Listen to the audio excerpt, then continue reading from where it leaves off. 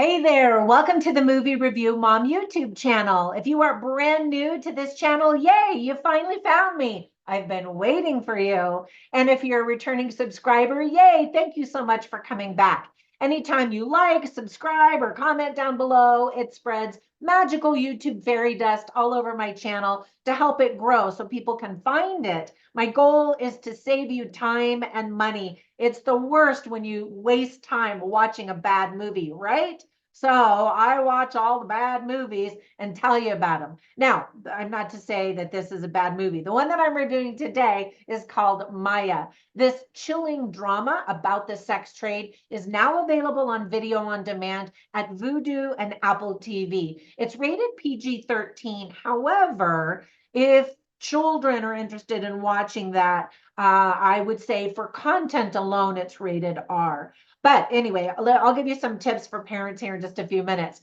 The movie is an hour and 44 minutes, and my overall movie review mom grade is a B. So first, I'm going to give you an overview in a nutshell, and then I'll point out things that I liked, things I didn't like, tips for parents, interesting lines, funny lines, and recommendations for other films that are sort of similar. So let's get started. In a nutshell, the story is about a 15-year-old girl who is lured into a sex trafficking scheme while trying to escape her alcoholic mother's abusive boyfriend.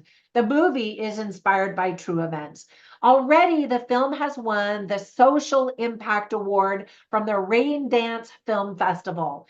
The movie was produced and funded by Verdon's Artists for Change, a nonprofit with a mission to educate and drive social change. And I think that that's fantastic. So here's a list of things that I really liked about this film. The film does an excellent job showing how easy it is for disgusting predators to prey on vulnerable girls. Isabella Johnson is a true beauty and a nice young actress who I think has a great future in store for her. I thought she did a really good job. Bruce Willis's daughter Rumor has a role, as well as Patricia Velasquez, Rena Owen, Billy Budenich, and Glenn Franco Rodriguez.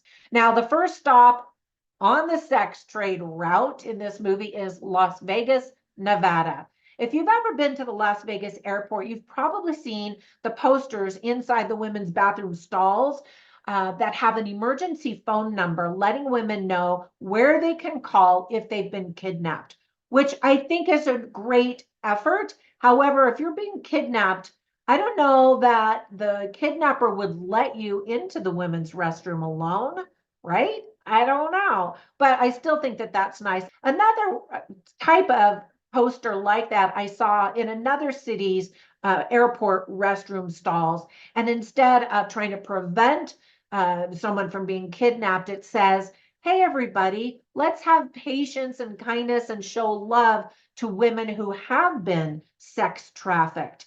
And I thought that that was really interesting, that there must be a population of girls who were trying to recover from that in that particular city. And I can't remember which city that was. But anyway, and that's absolutely true. Instead of showing a movie just about trafficking and that process, which we do see, we also see the difficult process of recovery. And I think that that definitely deserves some mention in movies. I've seen sex trafficking movies before where the victims are drugged out most of the time and being forced against their will. This movie is different. It shows how girls are pimped out by someone they think is their boyfriend, convincing themselves that they have willingly to work in order to earn enough money for them and their boyfriend to have a better life. So yikes, that was sort of new to me. I just never thought that that was a thing that was happening. You'd think girls would be smarter than that, but they're easily deceived. And part of the point of this movie is it shows how girls who are at risk are such easy praise because they just want to be loved. They want someone to pay attention to them because they usually come from broken homes, abusive homes, and that. So I thought that was a really interesting element. Now, there were some things that I didn't like or just thought could have been done differently. For example, some of the characters are a bit over the top. Now, maybe that's how it happens. I don't know. But it seemed there were some overacting moments, and then some of the plot points were a little unbelievable. Again, maybe that is how it happens. I don't know. Thank goodness I don't know. Movies like this make men look like complete monsters. I'm trying to think if there was a single man in this movie who was decent. I'm drawing a blank here. And as a mother of 4 sons, that always bothers me. There are good men out there in this world, and 4 of them are mine. Well, 5, counting my husband.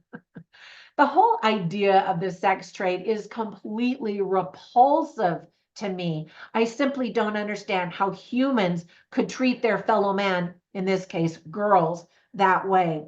And while it's not easy to watch movies like this, it makes me angry and it makes me want to go into vigilante justice and beat the crap out of all those people. It's important to be aware and on high alert. And we don't know about these types of things unless we watch movies about them and hear about them like this. Now, if I had had daughters, I definitely would have talked to them about this kind of a movie. It's not an appropriate movie for kids. However, if you have a teenage daughter, you should at the very least talk about this. Because it's rated PG-13, I think you could watch this with a teenage daughter. Now, she may roll her eyes and go, oh, that would never happen. But it does happen, obviously. And so take the time to talk about this with your teenagers. We do see some blood after various women get beat up. We see drugs and alcohol. Firearms are used, and we see people die with blood.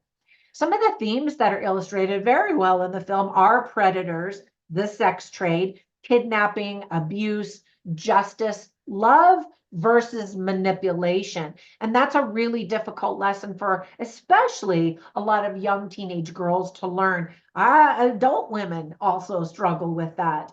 Other themes are addiction and recovery, learning from mistakes, and the dangers of technology. And again, if you have daughters, you absolutely need to be talking to your daughters about that kind of stuff. Now, let me share 3 movies that I instantly thought of as I was watching this one. The first one that instantly came to my mind is The Sound of Freedom, and that has taken the media by storm. It's very well done and is very difficult to watch. I sat in a theater with a press screening release. So there were a lot of us in the media as well as regular people. And everybody just sort of sat there with a look of horror on their face because I was looking around to see how's everybody reacting to this. And everybody was like, ugh.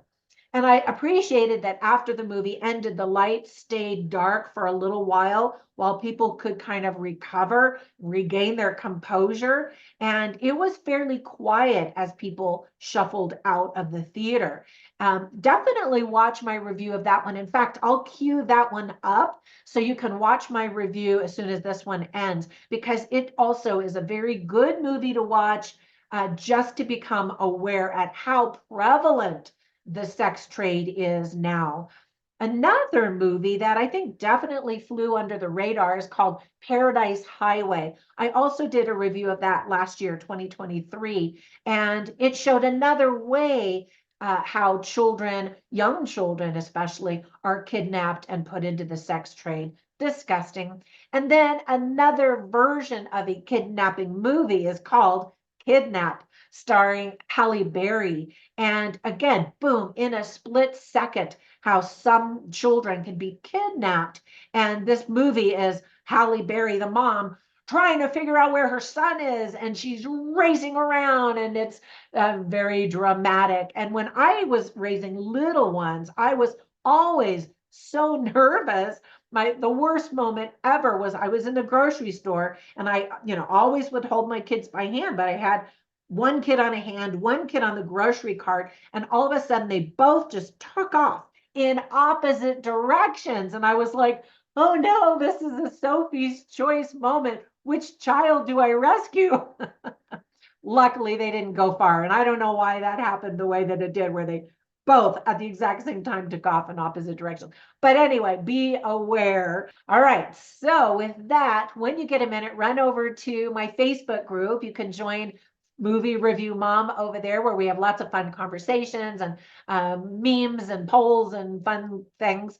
And run over to Instagram too. You can find me there as Movie Review Mom, as well as Trina Boice, which is my name. And you can learn about my books when they're up for free on Kindle, and my online courses, my products, and my other shenanigans. Have a fantastic day. Be safe out there, and I'll catch you in the next one. Bye for now.